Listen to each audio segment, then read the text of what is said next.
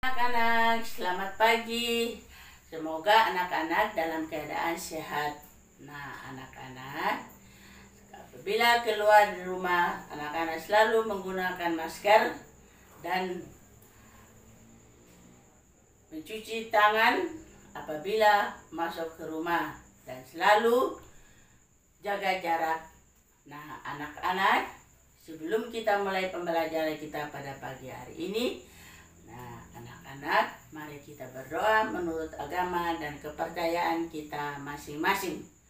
Nah, bagi yang beragama Katolik, mengikuti dengan cara saya. Berdoa mulai dalam nama Bapa, Putra, dan Roh Kudus. Amin.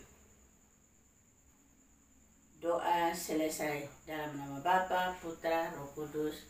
Amin. Nah, anak-anak, pada pagi hari ini kita akan mulai pembelajaran kita. Tema 5 tentang pengalamanku dan subtema kedua tentang pengalaman bersama teman.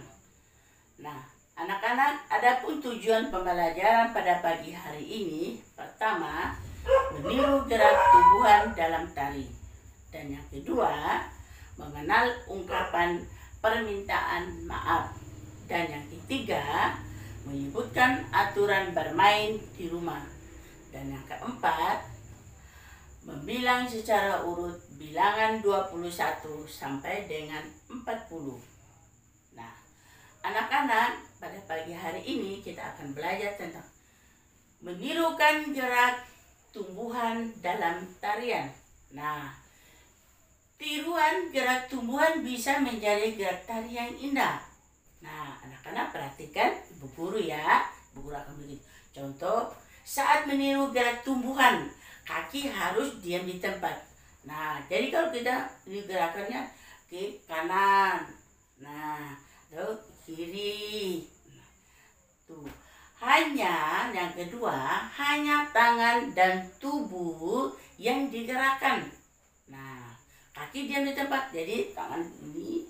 Nah, itu gerakan tumbuhan. Nah, contoh meniru gerak tumbuhan. Nah, ingat ya, seperti ibu guru sampaikan tadi, kaki diam di tempat. Yang digerakkan adalah badan dan tangan. Nah, perhatikan, ibu guru akan berikan contoh. Nah, ke kanan, nanti ke kiri, ya. Atau tangan ini ke depan atau ke belakang. Nah, juga kanan lagi dan ke kiri lagi. Nah, itu sudah ibu guru. Nanti anak-anaknya buat contoh dan foto, kirimkan ke ibu guru ya. Ibu guru akan mengambil nilai nanti. Nah, anak-anak, contoh meniru gerak tumbuhan, gerak daun berayun. Gini, ingat ya, tangannya didiamkan ya, gini, daun berayun. Ya, tuh. Nah, kalau gerak pohon tertiup angin, nah, ingat seperti ibu guru berikan contoh, ke kanan, terus itu ke kiri, itu contoh. Anggap saja bahwa ibu guru ini adalah pohon. Jadi pohon ini begitu berayun, jadi kan ditiup angin. Nah, meniru gerak tumbuhan. Gerakan tumbuhan dalam air juga bisa menjadi gerakan tari. Contoh, pokoknya lihat, ini contoh tumbuhannya dalam air. Nah, anak-anak gerak tari meniru gerakan tumbuhan. Air lebih lambat. Ini air yang menetes ini itu lambat. Kalau badan dan tangan meliuk-liuk dengan lembut gini. Nah, itu contohnya meliuk-liuk tangan ini. Nah, itu gerakan badan dengan dirut, membuat tiruan. Mengenal ungkapan permintaan maaf. Nah, kesalahan bisa terjadi tanpa sengaja. Nah, apabila hal tersebut terjadi, orang yang melakukan kesalahan sebaiknya segera meminta maaf. Betul sekali anak-anak. Nah, contoh, maafkan ya, saya tidak sengaja. Nah, bagaimana cara minta maaf apabila kita membuat kesalahan. Mari anak-anak, kurang ambil contoh. 1. Meminta maaf harus dilakukan dengan ikhlas, bukan dengan terpaksa. Yang kedua, artinya meminta maaf harus dilakukan dengan sungguh-sungguh, tidak dengan keadaan terpaksa. Nah, kalau kita mau melakukan kesalahan itu, harus kita meminta maaf. Jangan dipaksa, kamu minta maaf. Tidak. Kita harus sadar bahwa kita itu sudah membuat kesalahan, harus meminta maaf kepada teman yang kita berbuat kesalahan. Nah, kalau kita sudah berbuat kesalahan, wajib kita ucapkan dengan jujur. Kita ucapkan jujur. Kita harus jujur. Betul-betul kita melakukan kesalahan itu, kita harus jujur. Betul, saya menyenggol, misalnya apabila kita bermain bola. Nah, kalau kita kesenggol kakinya, berarti itu tidak sengaja. Kita harus mengungkapkan kata maaf, ya, mengungkapkan maaf, tapi dengan jujur, tidak kita dengan sombong. Biasanya anak-anak bilang, maaf deh, gitu, atau maaf sudah. Nah, itu namanya menyombongkan diri. Tetapi kita harus dengan ramah, sopan. Dan yang terakhir, berniat dalam hati untuk tidak mengulanginya lagi. Bisa kita sengaja berniat dalam hati bahwa tidak akan mengulanginya lagi. Nah, sekarang anak-anak, bagaimana cara menuliskan ungkapan permintaan maaf? Contoh, maaf ya, saya tidak sengaja mematahkan pensilmu. Apa yang dijawab oleh teman? Sudah sih, aku memberi maaf. Sebelum kamu mengungkapkannya, aku sudah memberi maaf. Contoh kedua, maafkan ya, aku tadi sengaja menabrakmu. Ya, maafkan ya, aku tadi tidak sengaja menabrakmu. Nah, sekarang anak-anak, bagaimana cara kita menggunakan ungkapan permintaan maaf? Nah, meminta maaf sebaiknya diucapkan dengan tulus. Contoh, gunakanlah kalimat yang santun saat meminta maaf. Yang kedua, meminta maaf tidak hanya dilakukan kepada kakak, adik, atau orang tua. Dan yang ketiga, kita juga harus meminta maaf kepada teman kalau kita berbuat salah. Nah, anak-anak, bagaimana cara kita menanggapi permintaan maaf itu? Nah, jika teman meminta maaf, kita harus memaafkannya. Contoh, maaf, aku tidak sengaja menjatuhkan bola bekalmu. Apa yang dijawab oleh temannya? Ya, tidak apa. Nah, sekarang bagaimana kita mengungkapkan kekaguman melalui lagu dan puisi? Nah, dalam syair, lagu, atau puisi sering terdapat ungkapan kekaguman. Perhatikan bait puisi berikut. Bunga melati, putih bersih, harum semerbak, sungguh indah. Nah, ungkapan puisi itu, ya, ungkapan puisi dalam mengungkapkan, ya, ungkapan kekaguman pada puisi di samping, ya, tadi adalah sungguh indah. Kenapa dikatakan sungguh? Ya, bunga melati, putih warnamu. Nah, bunga melati warnanya apa, anak-anak? Putih. Nah, sekarang bagaimana mengungkapkan rasa sayang atau persahabatan dalam sebuah puisi atau lagu? Nah, anak-anak, perhatikan. Yang pertama, kebersamaan dengan teman dapat menumbuhkan rasa persahabatan. Dan yang kedua, kita dapat mengungkapkan rasa persahabatan dalam bentuk lagu dan puisi. Dan yang ketiga, kita juga dapat mengungkapkan rasa sayang dalam bentuk lagu atau puisi. Nah, anak-anak, mari kita belajar lagi tentang aturan bermain di rumah. Aturan merupakan hal-hal yang boleh atau tidak boleh dilakukan. Contoh, setiap aturan di rumah harus dipatuhi oleh seluruh anggota keluarga. Dan yang kedua, mematuhi aturan membuat hidup kita menjadi lebih teratur. Nah, anak-anak, berikut ini adalah beberapa contoh aturan yang ada di rumah.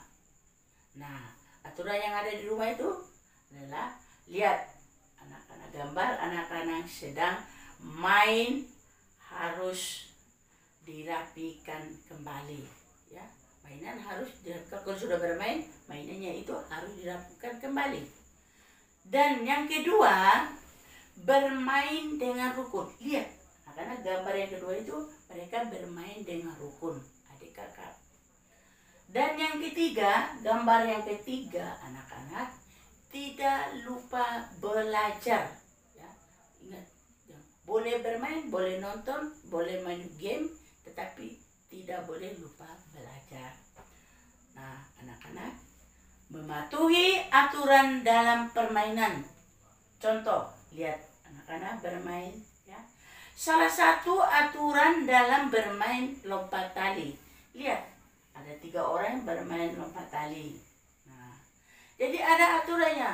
Aturan yang dibuat itu adalah tidak boleh menyentuh tali ketika sedang melompat. Jadi ada 3 orang, 1 orang pegang talinya, 1 orang, ada 2 orang pegang tali kiri dan kanan. 1 orang itu melompat. Jadi orang yang melompat itu tidak boleh menyentuh tali. Kalau menyentuh tali berarti tandanya itu berarti kalah. Nah, sekarang anak-anak kita akan lihat bagaimana aturan dalam permainan.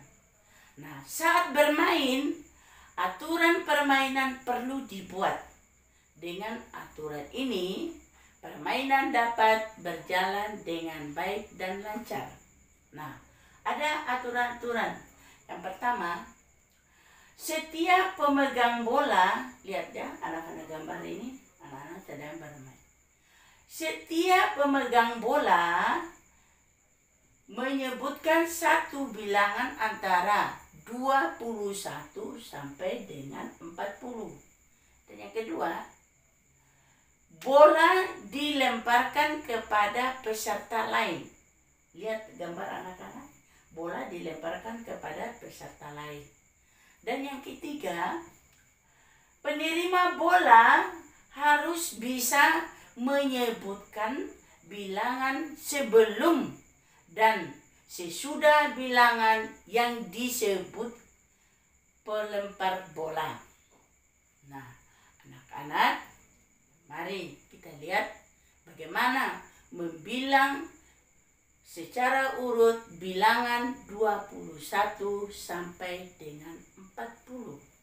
Nah, anak-anak perhatikan, ya, ada nomor, ya, gambar baju, di baju ada nomor urut 21, 24, 25, 26, 27, 30, 34, 35, dan 36.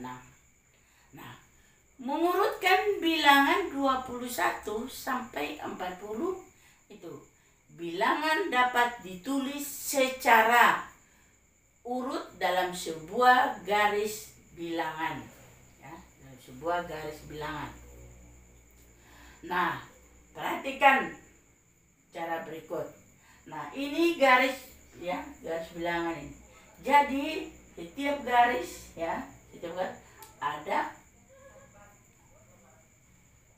angka 21, 22, 23, 24, 25, 26, 27. Nah, itu garis bilangan pertama. Nah, garis bilangan kedua, urutan angkanya adalah 34, 35, 36, 37, 38, 39, dan 40. Jadi anak-anak, kita mengurutkannya itu dari bilangan yang terkecil ke bilangan yang terbesar. Berarti dari ke kiri ke kanan bilangan akan semakin besar. Ya, beda kalau dari urutan dari yang terbesar ke yang terkecil, berarti dari kanan ke kiri. Nah, anak-anak, mari kita perhatikan lagi. Benda yang dikelompokkan akan lebih mudah dihitung. Nah, perhatikan contoh. Nah, anak-anak lihat balon. Ya, ikatan balon pertama, mari kita hitung bersama. 1, 2, 3, 4, 5, 6, 7, 8, 9, 10. Berarti ikatan balon pertama itu ada 10. Dan juga ikatan balon kedua itu jumlahnya ada 10. Jadi ikatan pertama dan ikatan kedua jumlah seluruhnya ada 20. Jadi 20-an. Nah, ditambah dengan ada 2 balon. Jadi 1, 2. Jadi 2 satuan. Jadi 20-an ditambah dengan 2 satuan sama dengan 22. Jadi 22 ditulis 22. Itu lambang bilangan. Kalau nama bilangan 22. Kalau nama bilangannya 2 angka saja, itu lambang bilangan. Nah, sekarang bagaimana cara kita mengenal nilai tempat bilangan 21 sampai dengan 40? Nah, contoh. Mari kita lihat gambar. Tumpukan buku pertama, kira-kira berapa jumlahnya ya anak-anak? Mari kita hitung bersama-sama.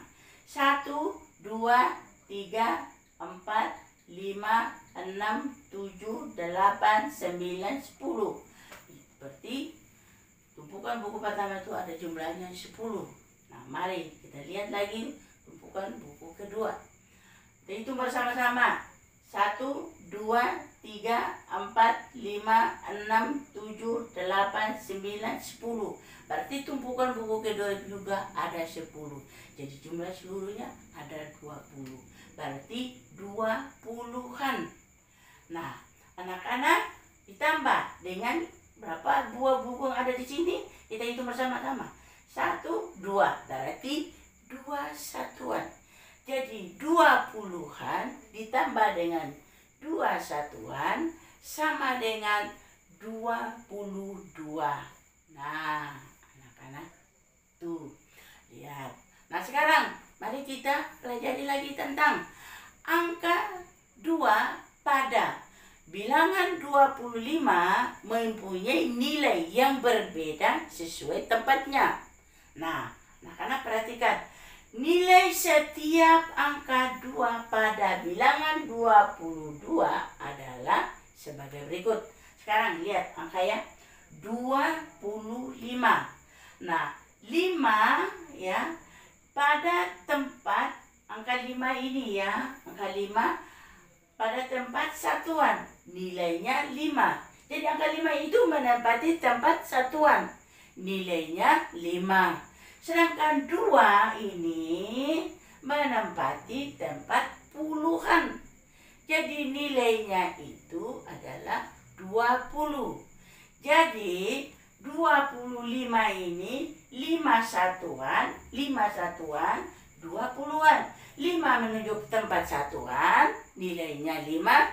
Dan 2 menunjukkan tempat puluhan, dan nilainya 20. Jadi 20 ditambah dengan 5 sama dengan 25. Nah, itu anak-anak. Apakah anak-anak sudah mengerti atau sudah paham yang apa Ibu Guru jelaskan tadi? Semoga anak-anak dapat mengerti dan memahami apa yang Ibu Guru sampaikan pada pagi hari ini. Nah, sebelum Ibu Guru mengakhiri pembelajaran kita pada pagi hari ini, mari kita menutup pembelajaran dengan doa.